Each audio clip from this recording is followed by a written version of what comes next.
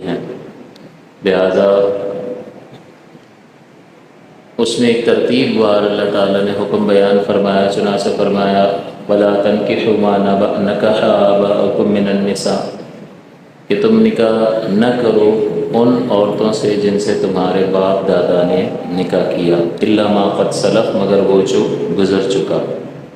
إِنَّهُ كَانَ فَاحِشَةً وَمَقْتًا، یہ بے شک بے حیائی ہے اور غضب کا کام ہے، وَسَاءَ سَبِيلًا، اور بہت بری راہ ہے۔ اس کے بعد اللہ تعالیٰ نے فرمایا حُرِّمَتْ عَلَيْكُمْ أُمَّهَاتُكُمْ، حرام قرار دی گئی ہیں تم پر تمہاری مائیں، وَبَنَاتُكُمْ، اور تمہاری بیٹیاں، وَأَخَوَاتُكُمْ، اور تمہاری بہنیں، وَخَالَاتُكُمْ، اور تمہاری خالائیں،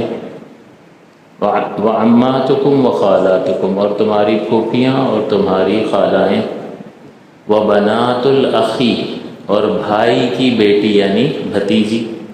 وَبَنَاتُ الْأُخْتِ، اور بہن کی بیٹی یعنی بھانجی، وَأُمَّهَاتُ اللَّتِي أَرْضَعْنَكُمْ، اور تمہاری وہ مائیں جنہوں نے تمہیں دودھ پلایا ہے، یہ رضاعی والدہ ہوتی ہے۔ اور نبی اکرم صلی اللہ علیہ وسلم نے فرمایا کہ جو رشتے نسب کی وجہ سے حرام ہوتے ہیں وہ رضاعت کی وجہ سے بھی حرام ہوتے ہیں۔ تو جس عورت نے کسی بچے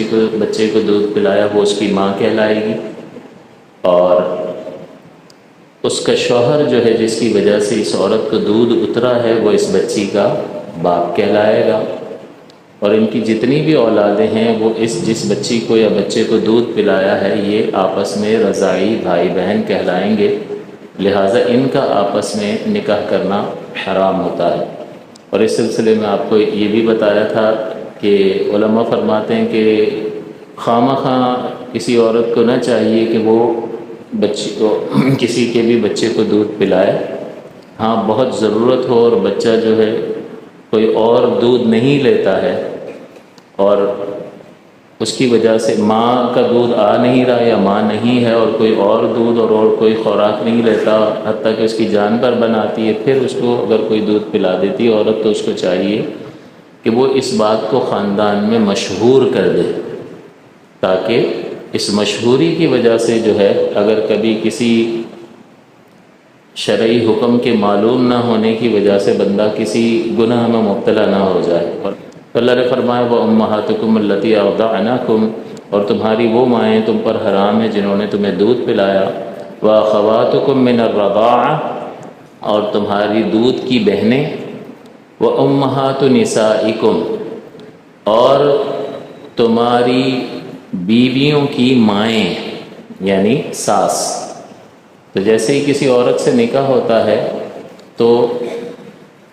اس کی جو جتنی بھی اوپر مائیں ہوتی ہیں وہ سب اس شخص پر حرام ہو جاتی ہیں، صرف نکاح کی وجہ سے، چاہے تعلق قائم ہوا ہو یا نہ ہوا ہو، صرف نکاح کی وجہ سے اس عورت کی جتنی امہات ہیں وہ سب کی سب حرام ہو جائیں گی۔